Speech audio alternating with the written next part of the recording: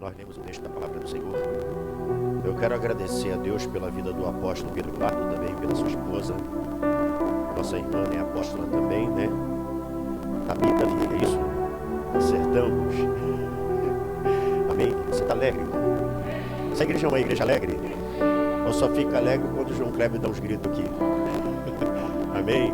João Kleber, sem comentário, né, irmãos? Ele, não sei se ele já deu testemunho dele com relação a gente, mas hoje eu estou aqui através dele, né, por obra de Deus, conhecendo, né, esse ministério abençoado da parte do Senhor. Estou tendo o privilégio também de rever uma irmã que está aqui, né, que já me conhece há muitos anos. Eu vi o baixista pequenininho, hoje está uma moção aí tocando baixo, para a glória do Senhor. Talvez ele não se lembre, né? Ele era pequeno, mas ali do bandeirante. Enfim, irmãos, eu quero agradecer a Deus porque estamos aqui nessa noite. E eu acredito que você não vai se arrepender da abertura dessas ministrações que vão acontecer aqui, amém? Só preciso que você seja a boca de Deus junto comigo. Eu quero que você olhe para esse irmão e diga assim: segura aí que o mestre vai entrar lá na sua casa agora. Amém? Fala para o seu irmão: se Jesus não passar nessa noite na tua casa, o apóstolo nunca mais traz esse pregador aqui. Assunto de família, nós temos bastante material para a glória de Deus. Eu acompanhei alguns cultos dos irmãos, porque toda vez que eu venho numa igreja pela primeira vez, eu gosto de sentir a igreja vendo da minha casa. E eu quero agradecer a Deus por essa família, né? Já vim nesse lugar um pouco mais à frente, nunca cheguei muito até aqui onde vocês estão, mas hoje eu estou aqui para a glória do Senhor. Eu trago um abraço da minha esposa, pastora Roseni, a mulher do meu sonho, a mulher que é casada comigo há 39 anos, a mulher que ano que vem faremos 40 anos de casados, para a glória de Deus. Então quero agradecer a Deus pela vida dela, porque se eu cheguei até aqui, é porque tinha alguém comigo, entendeu? Então hoje eu louvo a Deus, é a mulher da minha virgindade, da minha juventude, é a primeira relação, é o primeiro beijo, é o primeiro abraço. Quando eu conheci a Roseni, eu era que nem aquele jumentinho que Jesus sentou, que ninguém tinha sentado ainda. Ele era novinho, mas tem um mistério: eu soube esperar em Deus. Fala para o seu irmão: quem espera em Deus não se arrepende. Tem uma galera aí andando muito rápido, né, irmão? Mas nesses 40 anos que vamos fazer no que vem, eu louvo a Deus. Eu tenho 3 filhos, eu preciso me identificar para você entender quem vai falar sobre o assunto. Eu tenho 3 filhos, Felipe, Marlon e Flávio. Felipe está com 36 anos, Marlon está com 35 e Flavinho com 34. Lúcio, eu não errei, a Roseni não está aqui para me auxiliar. O Felipe, ele deve ter em média 1,78 m, deve estar pesando aí uns 100 quilos, deve calçar 42, 43. O Marlon está mais sarado porque Marlon está malhando, né? Cuida da saúde, está mais maçudinho, mas está nessa faixa também, a altura. E tem o Flávio, que é caçula. Flávio deve estar no peso do Felipe, é mais alto do que o Felipe. Flávio é engenheiro, Marlon trabalha liderando uma equipe na Ambev, Felipe é instrutor. São os filhos abençoados que Deus me deu. Felipe, domador de cavalo, Marlon, amarelo ou loirado, Flávio, pequeno falcão. E eu, como sacerdote, eu preciso conhecer a minha família. Eu, como sacerdote, eu preciso conhecer os detalhes. É como se a Roseni levantasse de manhã com uma roupa e à noite perguntasse qual era a cor da roupa que ela estava. Então eu preciso, como sacerdote, você vai entender a mensagem, que ser um sacerdote dentro de casa, a família ser uma família sacerdotal, ela precisa ser bem construída para a glória de Deus. Foi fácil? Não foi fácil, mas nós estamos aqui hoje para testemunhar, para dizer para você que a sua família, ela tem jeito sim, que a sua casa tem jeito sim.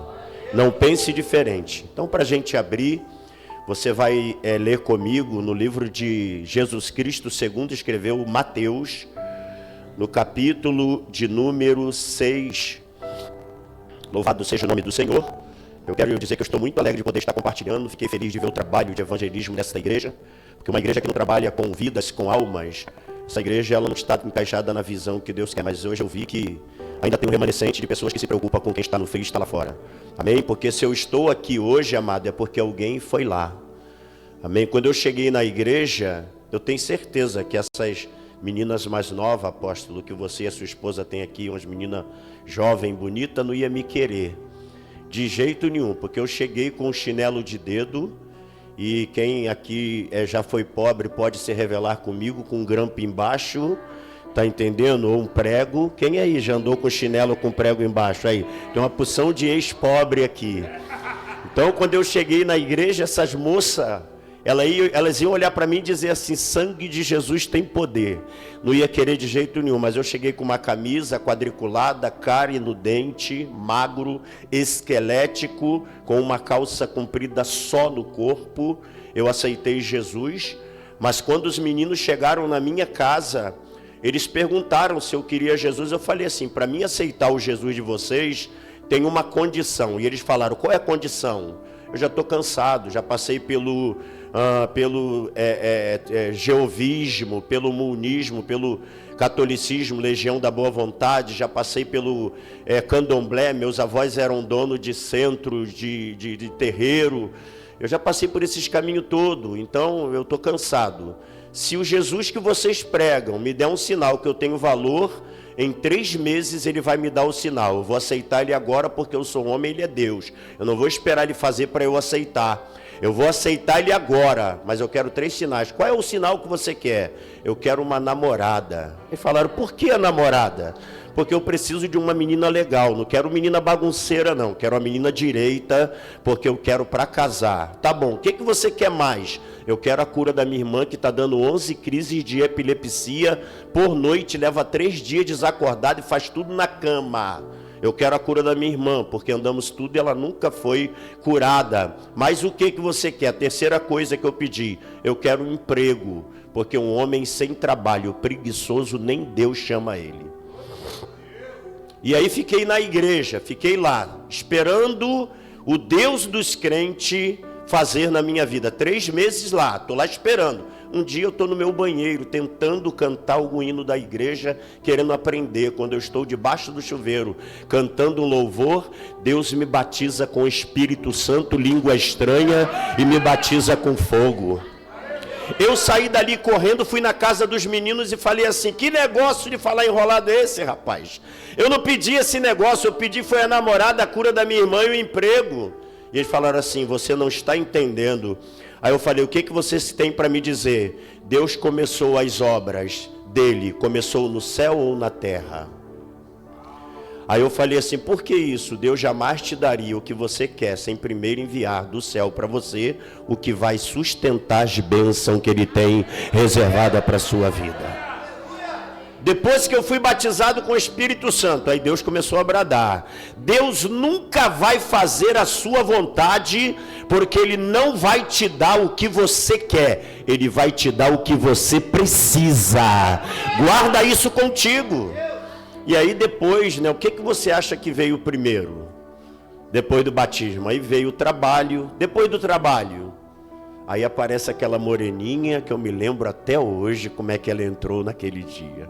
Aí aparece a Roseni, depois veio a cura da minha irmã, demorou um pouquinho, porque Deus estava trabalhando no coração da minha mãe. E hoje já estou aqui há 40 anos no Evangelho. Você pode aplaudir o nome do Senhor Jesus Cristo? Mas aplaude com a sua mão levantada, é para Ele, amados. Aplaude e dê um glória aí, igreja. Aleluia. Vem comigo porque o tempo é pouco, vamos lá. Mateus capítulo de número 6 e versículo de número 9, que vai dizer assim: portanto vós orareis assim: Pai nosso que estás nos céus, santificado seja o teu nome, venha o teu reino, seja feito a tua vontade, assim na terra como nos céus. O pão nosso de cada dia nos dá hoje.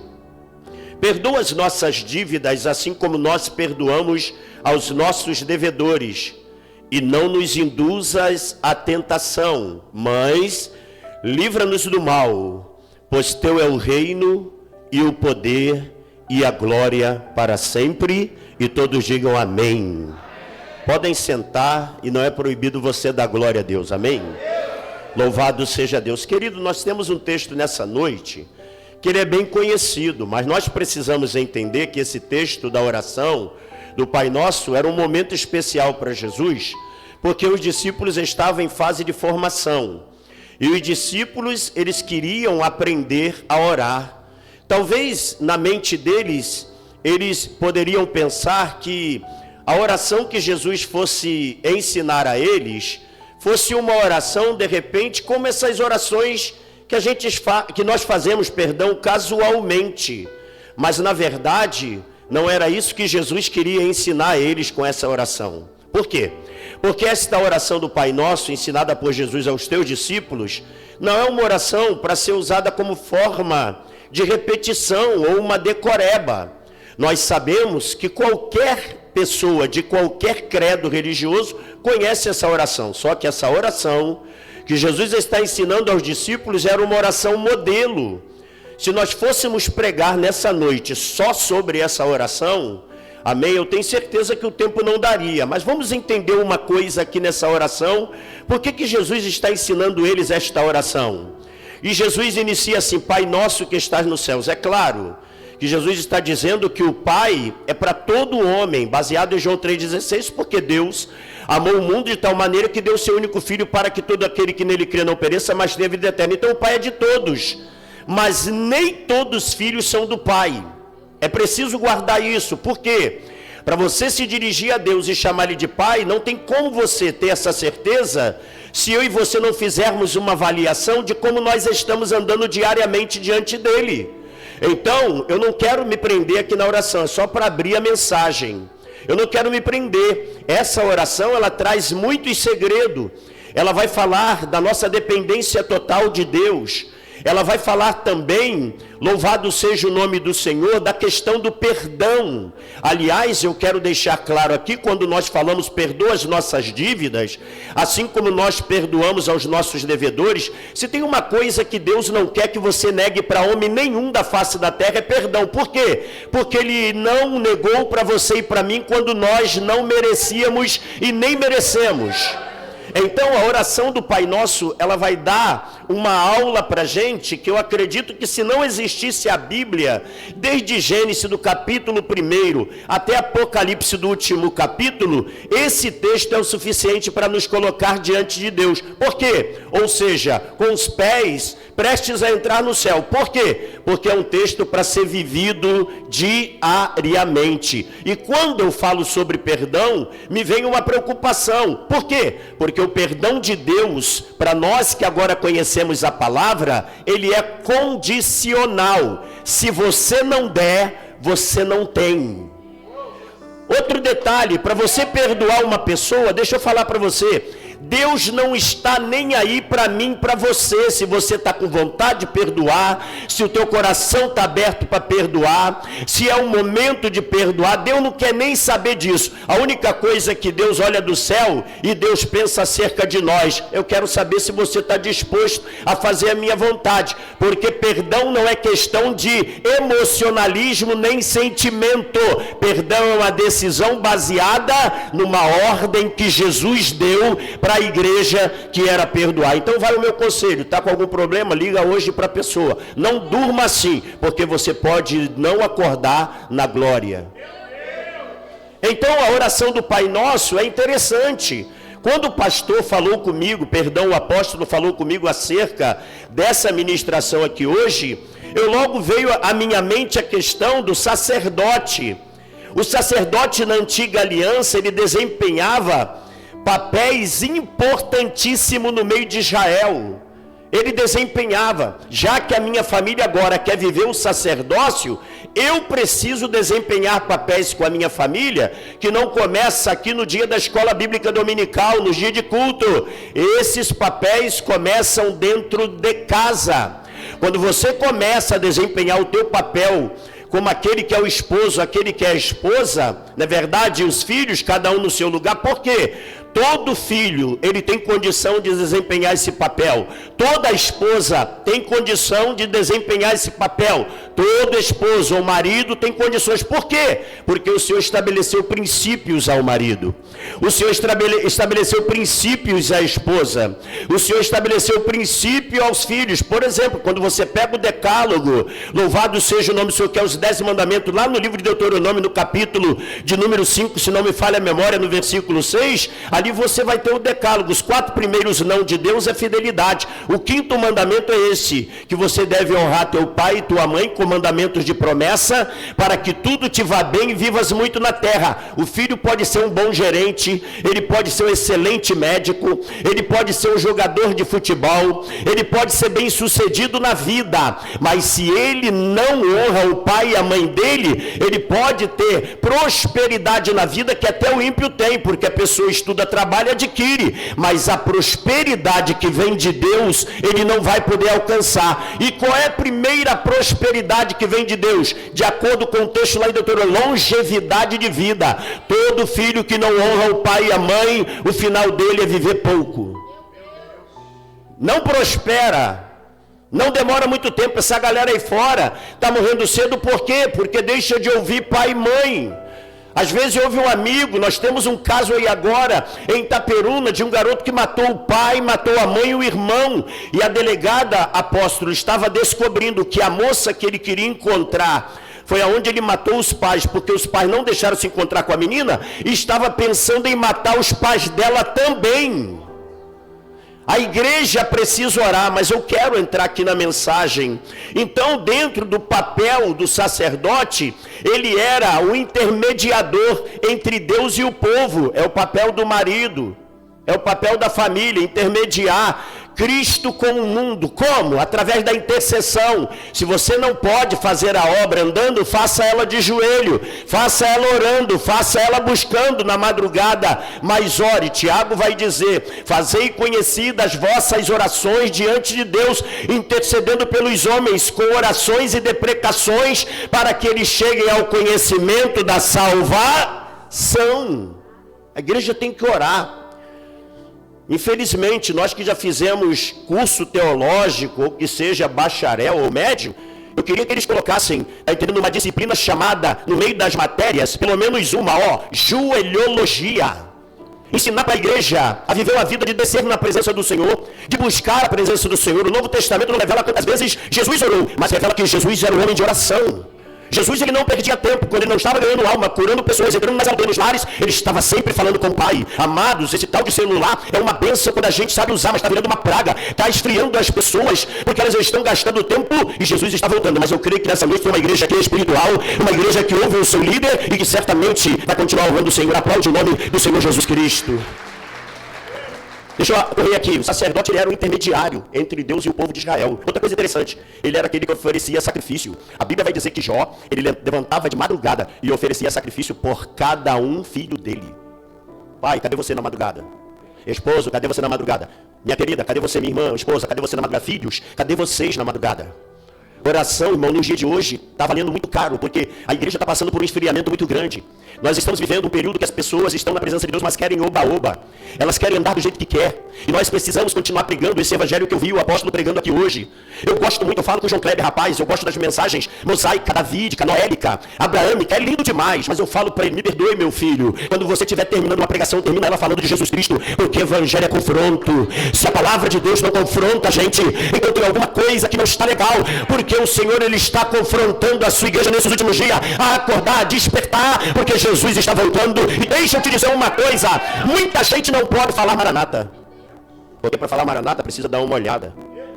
Quem pode dizer Maranata, Maranata, Maranata, ora vem Senhor Jesus? Quem pode dizer? Aquele que está perdendo tempo, aquele que está profanando, aquele que está andando como quer, aquele que não obedece liderança, aquele que não obedece a palavra. Maranata é só aquele que tem lavado a sua vida em santidade na presença do Senhor. Tem crente Maranata aqui? Tem crente Maranata? Então aplaude o nome do Senhor bem forte aí, se tem crente Maranata aqui nessa noite. Jesus está voltando, amados. Todas as vezes, não quero desanimar os irmãos, todas as vezes que eu vou fazer um funeral, eu sou muito chamado para a área de enterro, apresentação de criança, batismo nas águas. Todas as vezes que eu estou perto de um caixão, eu fico com total tranquilidade. E sempre falo para eles: olha, eu moro daqui a 15, 20 ou 30 minutos. Será que eu chego em casa hoje? Mas não tem problema, amados. Se eu não chegar, eu já sei onde eu vou parar.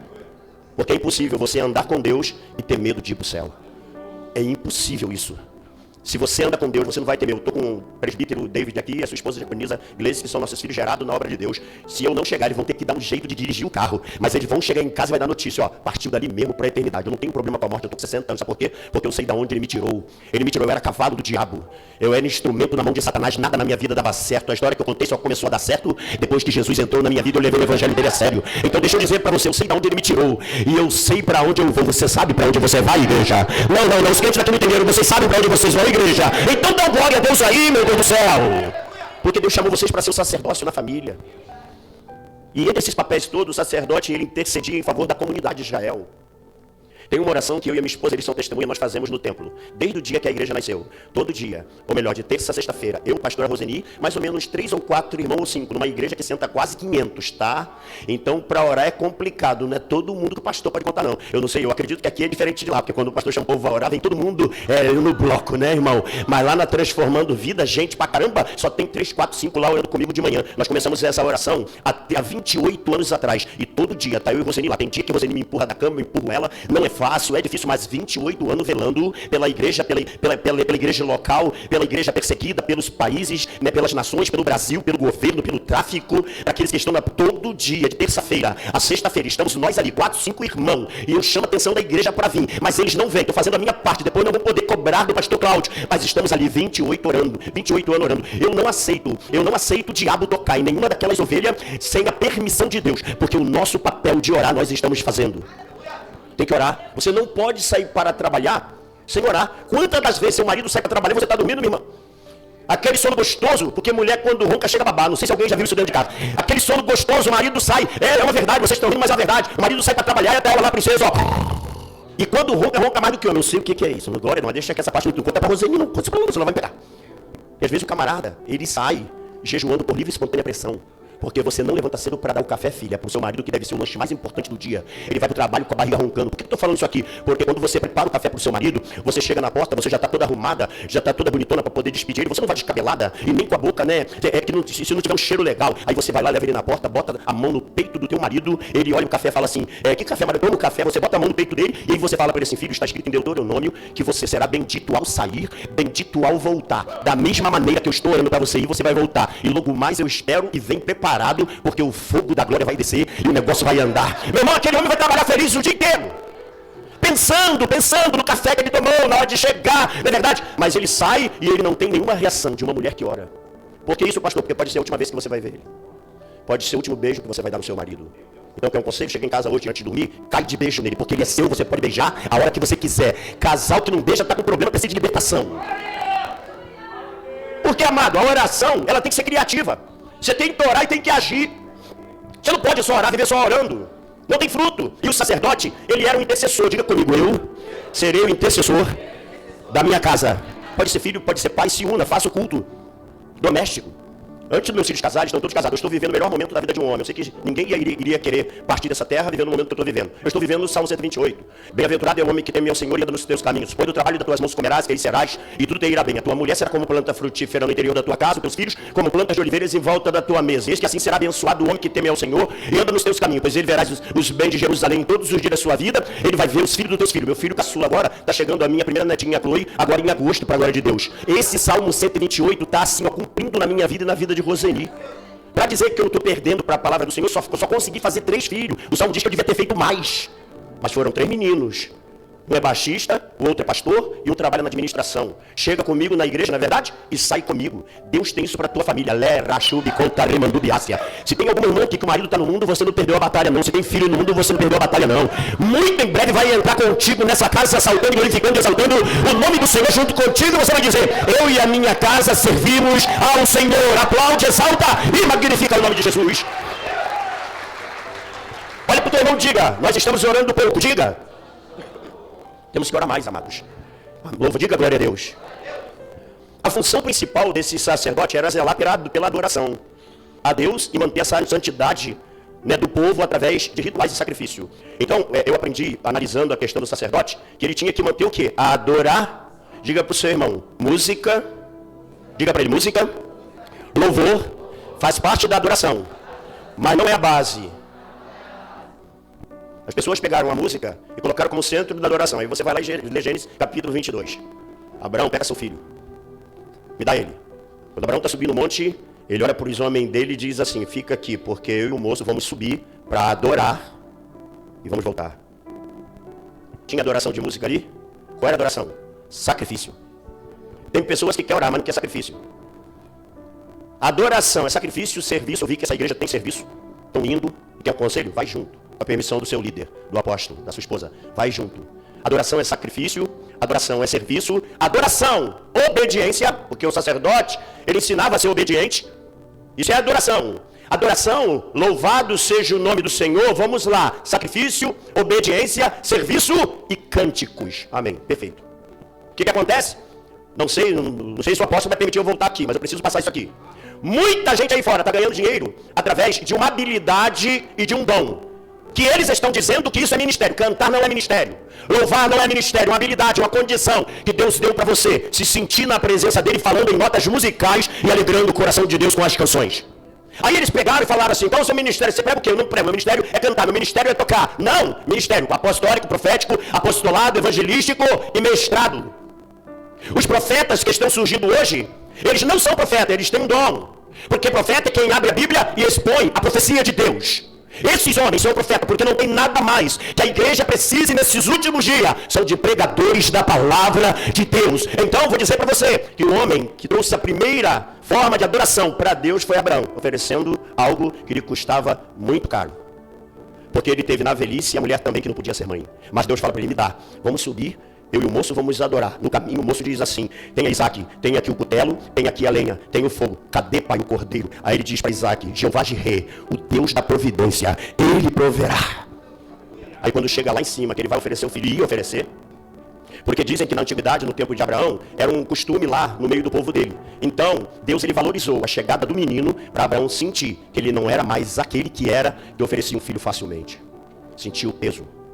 Então, se você quer ser sacerdote do Senhor, você precisa entender que o Senhor, ele vai querer de você que você se dedique mais, já que é dentro da sua casa. Eu fiz um café da manhã para os meus filhos e a minha esposa. Eles estavam em casa ainda, não tinham casado não.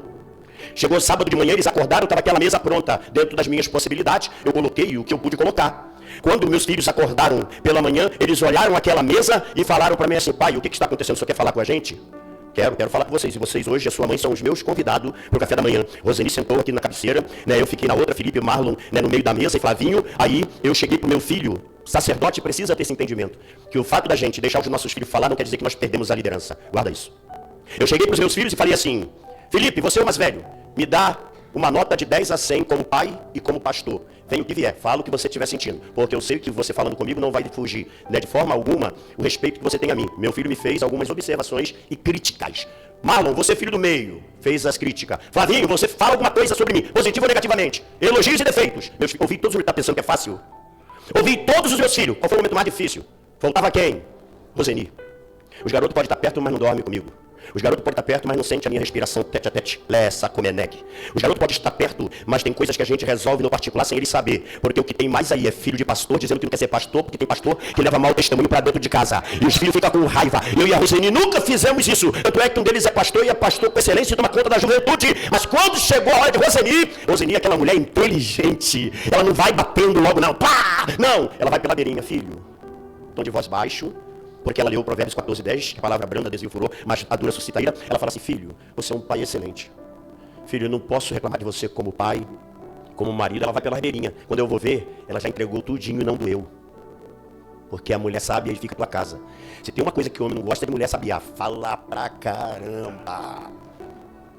É melhor o homem ficar debaixo com esse frio todo aí, diz a Bíblia. É melhor ir debaixo de uma marquise com frio a chuva do que com uma mulher que fica toda hora apurrinhando a cabeça do homem. Em vez de fazer joelologia e orar, ela fica falando. A Bíblia diz que é melhor para um homem desse estar lá fora debaixo de uma marquise, porque essa mulher é que nem uma goteira que não para de pingar dentro de casa. É mulher rixosa. Quem aqui foi pobre que nem eu, que morou em casa, que ficava vazando o telhado, pingando água, tendo que botar panelinha ali, os meus amigos, os meus irmãos.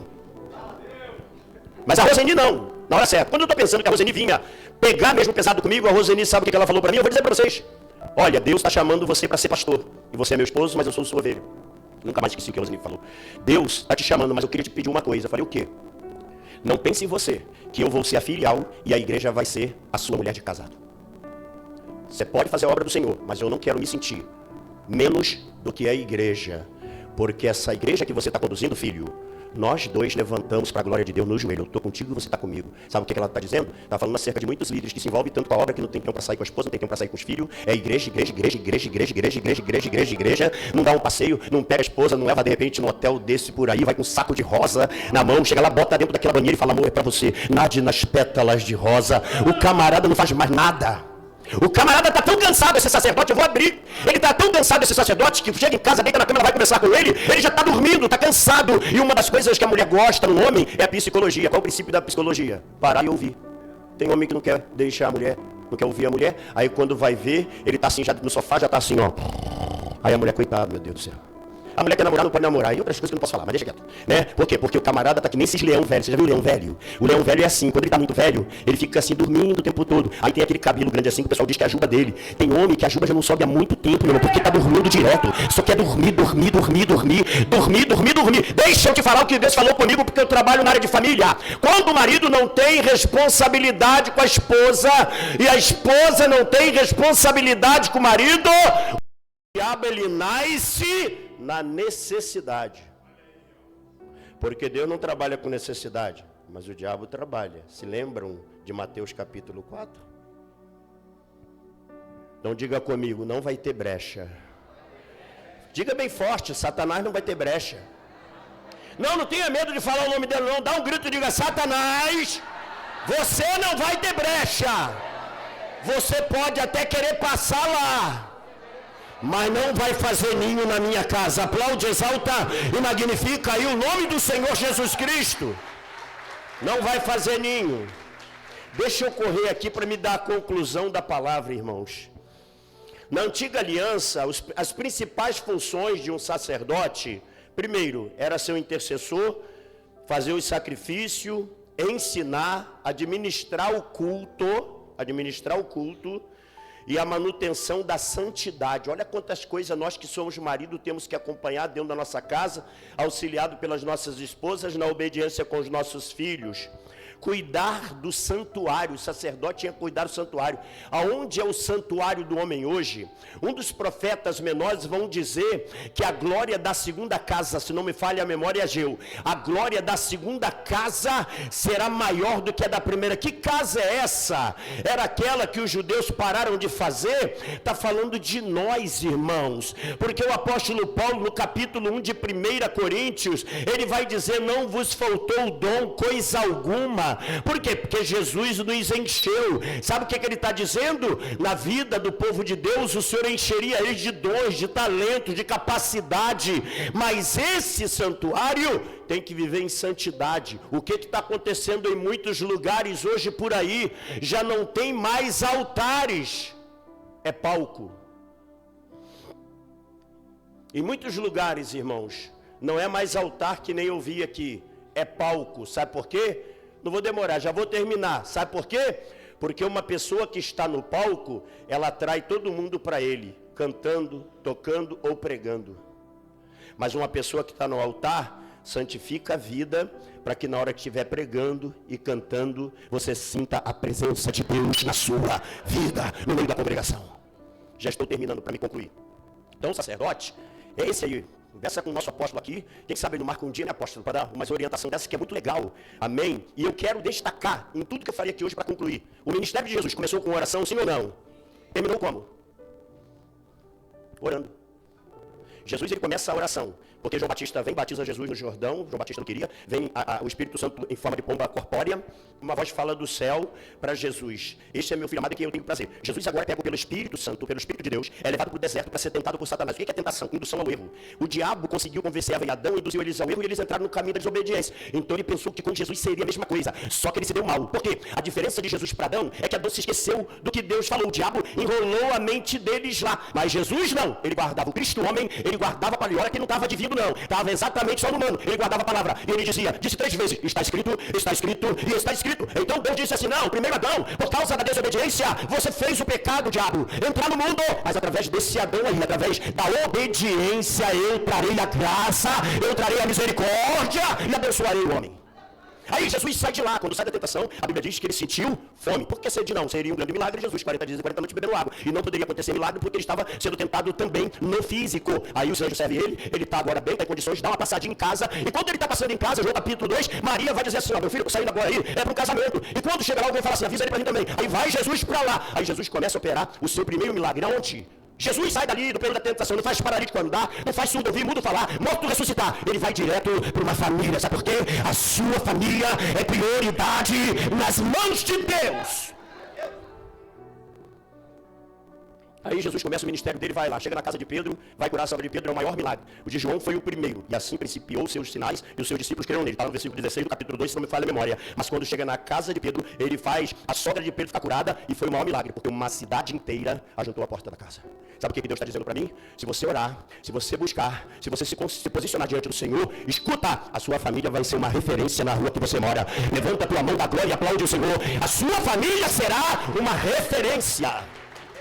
Quem toma posse disso? Quer a sua família como uma referência? Quem está pronto para isso? Diga glória a Deus. Ó, na rua da minha casa, quando aparece lá uma pessoa pedindo comida, passando necessidade, sabe o que os moradores falam? Ali mora o pastor. Quero ver agora, quando Deus mandar para lá. Senhor, manda lá para a casa deles. Uma irmã chegou na minha casa, quando a irmã entrou, botou os pés na porta da minha casa, Deus falou para mim assim, ela tem 3 filhos e está com a casa pura.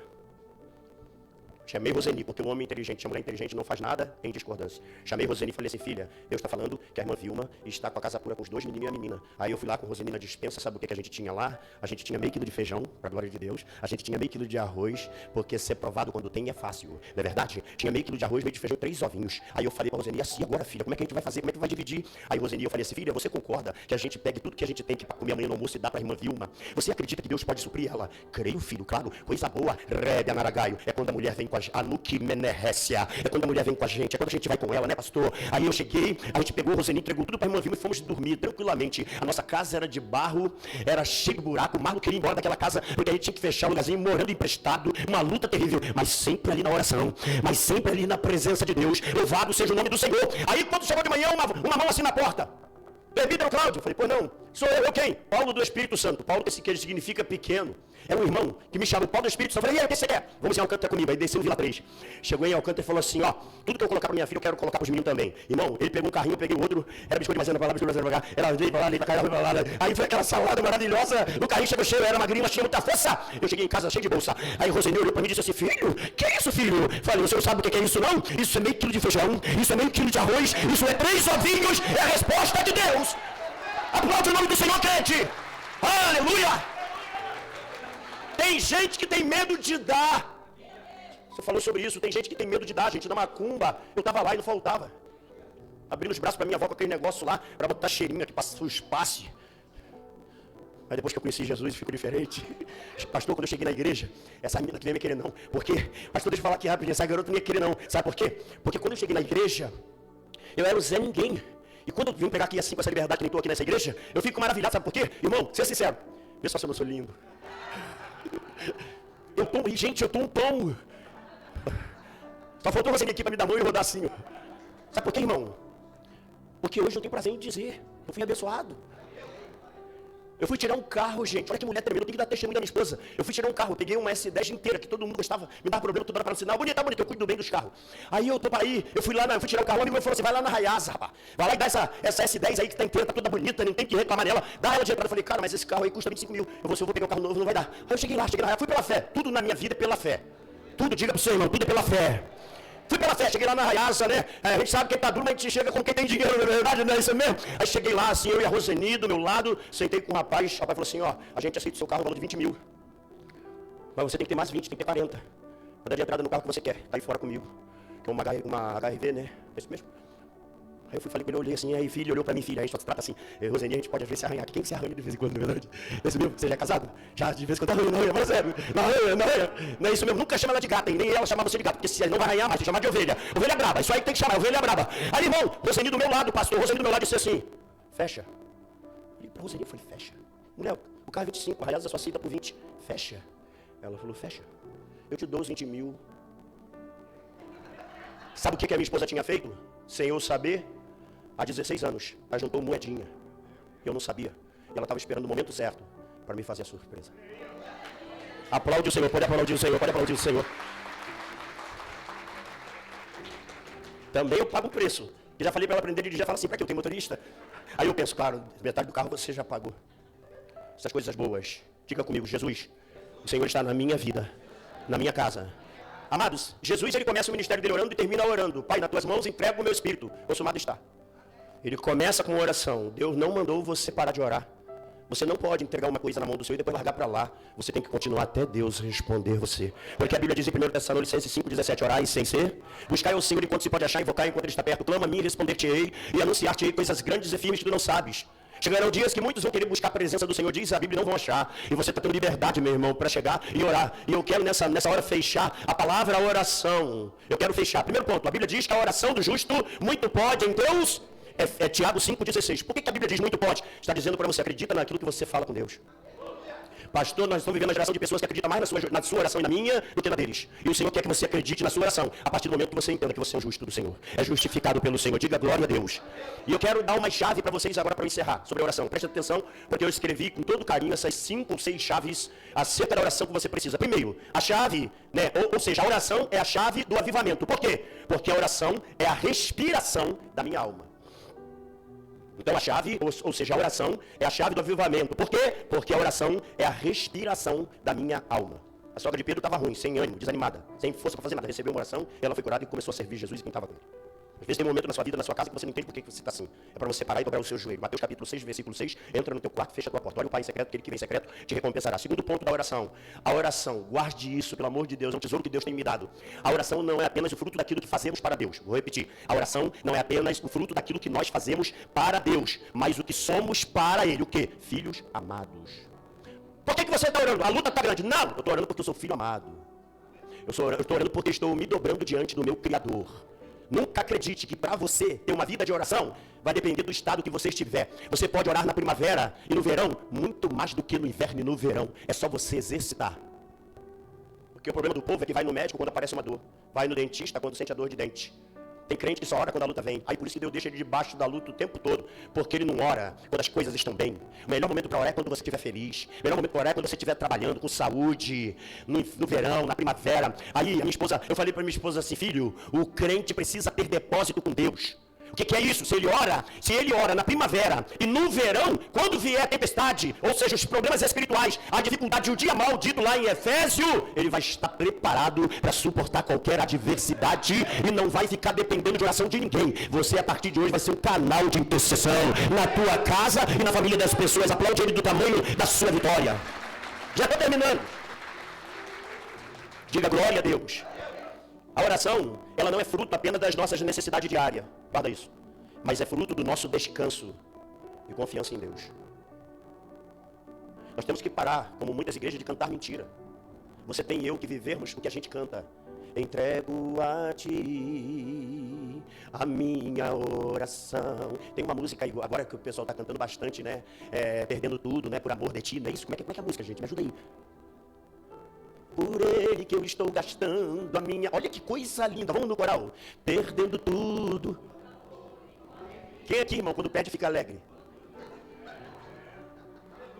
Aí um menino entrou na internet que discutiu comigo e falou assim, o senhor precisa entender que essa música aí, o autor que fez é baseado na vida de João Batista. É mesmo, porque ele viveu tanto para Cristo e perdeu a cabeça. E a igreja está perdendo o quê? Esse dia eu estou em Alcântara, gente, acho que já foi embora, meu Deus do céu, misericórdia. Fala assim, esse dia eu estou em Alcântara e minha esposa liga, tem um rapaz aqui no portão batendo aqui. E ele está alterado. Saí rápido do Alcântara, cheguei em casa, tá minha esposa, minha irmã, que a gente cuida, que minha mãe deixou, e a menina que auxilia em casa, numa faxina.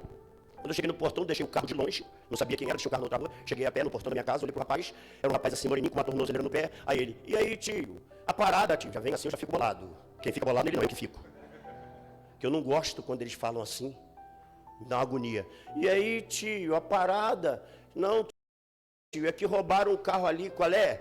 O senhor já sabe que não pode ter câmera no morro, né? Falei, tá bom, vai falando. Aí ele falou, é que roubaram um carro ali, passou aqui pela tua rua, eu queria entrar para ver o vídeo e a dona aí, que é a minha esposa, a dona aí de amarração, não quis deixar eu entrar não, olhei para a cadeira e falei assim, mas você não pode entrar, eu não estou aqui, rapaz. Faz isso não. Só fala assim, um dia Deus, diga comigo, um dia Deus vai me dar vitória. Se o pastor me permite, eu posso orar, pastor? Você que está precisando muito de um mover de Deus na tua vida, vem aqui na frente que eu quero pedir a bênção do Senhor na sua vida como está na minha vida também. Diante de Deus, você vai procurar o apóstolo e você vai dar testemunho. Você vai dar testemunho de bênção que você está recebendo nessa noite aqui na casa. E você que não vier, coloque-se em pé, por favor. Olá, eu sou o apóstolo Pedro Eduardo e muito obrigado por ter assistido esse vídeo até o final. Fique ligado nas nossas redes sociais, @Pedro Eduardo Pissai, @Projeto Salem Church, para mais vídeos. Até a próxima!